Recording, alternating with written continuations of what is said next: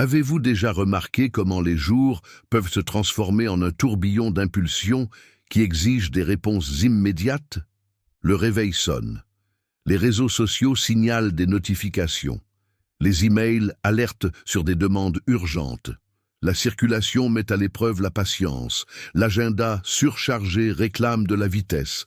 Et nous voilà, courant pour éteindre des incendies, essayant de jongler avec des assiettes invisibles, réagissant à tout avec une telle hâte qu'il nous laisse à peine le temps de respirer. Quand la nuit arrive, il ne reste que la fatigue et ce malaise désagréable que presque rien de ce que nous avons fait ne représente en fait qui nous sommes ou ce que nous voulons. Ce n'est pas une existence programmée pour prospérer, c'est une routine de réactivité, un état d'alerte constant qui nous garde occupés mais rarement pleins. Réagir, en essence, est automatique. Notre cerveau a été façonné, en grande partie, pour garantir la survie, reconnaître les menaces, fuir le danger, rechercher la gratification rapide. Le problème surgit lorsque ce comportement instinctif, essentiel dans des millénaires passés, prend le contrôle absolu dans un siècle où l'abondance de stimuli nécessite discernement. Chaque fois que nous laissons l'anxiété de résoudre rapidement par les plus forts, nous renforçons les chemins neuronaux d'urgence et de peur. Les neuroscientifiques indiquent que le cortex préfrontal, région responsable de la planification et de la prise de décision consciente, est littéralement surchargé lorsque le système limbique envoie des signaux de stress. Résultat, nous réagissons sans filtrer. Répondre rapidement semble productif, mais à long terme, cela sape la clarté et nous vole la capacité de construire quelque chose de durable. Vivre, en revanche, exige intention et choix courageux. C'est l'acte délibéré de freiner mentalement, d'observer avant d'agir, de mettre les valeurs devant les impulsions. Cela implique de reconnaître que l'existence n'est pas une série de contre-attaques contre la vie, mais un dialogue où nous pouvons parler en premier. Lorsque nous vivons avec un but, nous créons de l'espace pour demander « Quelle qualité d'énergie veux-je apporter au monde aujourd'hui ?» au lieu de nous précipiter pour remplir des obligations imposées. Cet espace intérieur transforme chaque action en expression de sens et non simplement en réaction à des circonstances. Peut-être argumentez-vous, mais ma routine ne permet pas de pause. La question n'est pas de remplacer toutes les tâches, mais de changer la posture intérieure. Prenons l'exemple d'une matinée typique. Au lieu de se réveiller déjà préoccupé par le retard, pourquoi ne pas commencer par 3 respirations profondes et un simple rappel? Aujourd'hui, je choisis de répondre avec présence. Ce micro-espace de conscience modifie le reste de la journée, car il casse le circuit automatique du train-train et active le cortex préfrontal pour des décisions plus conscientes. C'est scientifique. Des pratiques brèves de pleine conscience reconfigurent les schémas neuronaux, réduisant l'activité de l'amygdale, centre des réponses à la peur, et renforçant l'autorégulation émotionnelle. Une autre différence cruciale entre réagir et vivre réside dans le temps que nous consacrons à nourrir l'imagination. Réagir garde les yeux fixés sur ce qui existe déjà. Vivre ouvre les yeux sur ce qui pourrait exister. Lorsque nous investissons quelques minutes à visualiser nos projets, à rêver de solutions créatives ou simplement à contempler un coucher de soleil, nous exerçons notre capacité d'auteur. Il ne s'agit pas d'une fuite, mais d'une incubation. Les grandes idées naissent rarement dans l'urgence. Elles fleurissent dans le sol silencieux où l'esprit peut vagabonder sans pression, et cet espace n'apparaît que lorsque nous quittons le pilote automatique. Il y a aussi une dimension spirituelle dans cette équation. Quelle que soit votre croyance, il y a quelque chose en nous qui aspire à la transcendance, à sentir que notre passage laisse des traces de bonté, de beauté, d'évolution. Lorsque nous courons uniquement pour répondre aux demandes extérieures, nous alimentons une existence horizontale.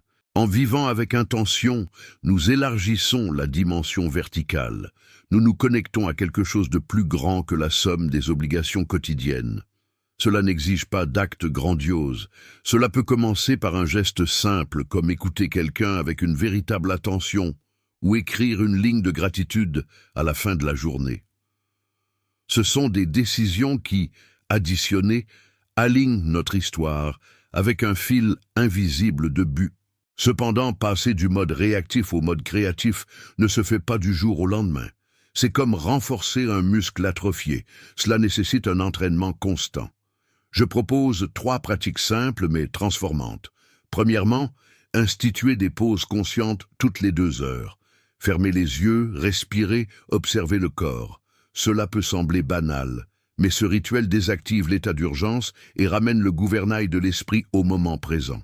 Deuxièmement, adoptez la technique de l'agenda inversé. Au lieu de surcharger le calendrier et d'insérer la vie entre les tâches, définissez des blocs inévitables de vie, du temps pour la lecture, l'exercice, la convivialité, et laissez le travail graviter autour de cela. En protégeant ce qui nourrit, vous garantissez que votre identité ne se confond pas avec l'avalanche de demandes.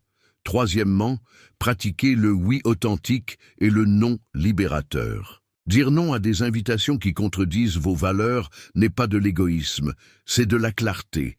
Et dire un oui passionné à quelque chose vital vaut plus que de collectionner des oui tièdes qui se transforment en fardeau.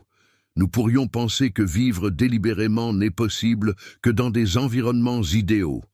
Cependant, les histoires les plus inspirantes proviennent justement de ceux qui ont osé choisir une vie pleine dans des conditions adverses. Pensez à Nelson Mandela, qui, même emprisonné, a décidé de transformer la rancœur en dialogue, ou à Malala Yousafzai, qui a utilisé sa voix, au péril de sa vie, pour défendre l'éducation.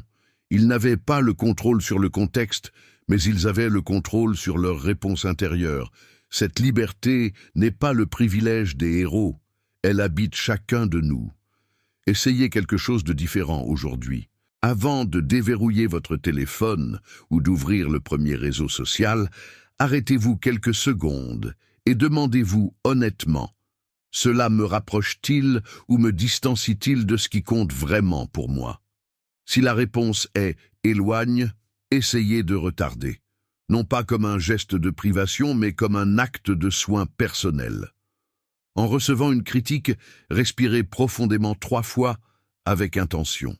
Utilisez cet intervalle non pas pour planifier une défense, mais pour vous rappeler que votre valeur n'est pas en jeu. Choisissez des mots qui construisent, pas qui rétorquent. Lorsque vous planifiez la semaine, incluez quelque chose qui nourrit votre âme créative. Écrire, danser, dessiner, jouer d'un instrument, cuisiner sans hâte, tout ce qui vous redonne un sens d'auteur sur votre propre histoire. En peu de temps, la sensation de fatigue chronique laisse place à un enthousiasme léger, presque enfantin, que vous ne saviez peut-être pas qu'il existait encore. Beaucoup croient que ralentir est dangereux, qu'il est synonyme d'improductivité. Mais la vérité est que la précipitation nous aveugle plus qu'elle ne résout.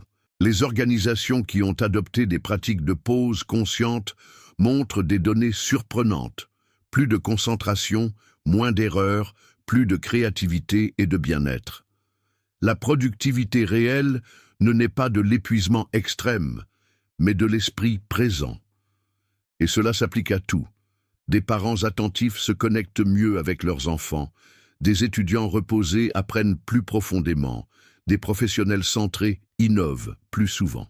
Vivre avec intention n'accélère pas les résultats, cela les élève. Parce que lorsque vous choisissez d'être entier dans chaque action, vous canalisez votre énergie vers ce qui compte vraiment. À la fin, la question résonne quelque part dans votre silence. Vous vivez ou vous réagissez seulement, et la réponse, presque toujours, se révèle dans les petits choix. Faire une pause de 10 secondes pour sentir le corps et l'air. Écrire 3 lignes sur ce qui importe et les coller sur le miroir. Couper les notifications pendant 1 heure et découvrir que le monde ne s'écroule pas lorsque vous vous priorisez. Ce sont ces micro-décisions qui construisent la maison de la présence. Et c'est là que la vie réside vraiment. Et quand vous, là-bas, revisiterez ce jour, peut-être sourirez-vous avec sérénité et direz « Aujourd'hui, j'ai vécu ». Pas parce que tout s'est bien passé, la perfection étant un piège déguisé en objectif, mais parce qu'au milieu du chaos, vous avez rappelé qui vous vouliez être. Vous avez respiré avant de réagir. Vous avez écouté avant de riposter. Vous avez créé avant de consommer. Vous avez planté avant d'exiger une récolte. Aujourd'hui, vous avez vécu avec intention, avec art, avec courage. La vie qui en vaut la peine n'est pas celle qui répond automatiquement aux stimuli, mais celle qui écoute, ressent, choisit et compose. Et chaque choix est une note de la chanson unique qu'est votre existence. Alors, chaque fois que vous le pouvez, répétez pour vous-même: je ne suis pas l'esclave des stimuli, je suis l'auteur de mon chemin. Parce que c'est exactement cela, profondément, être vivant.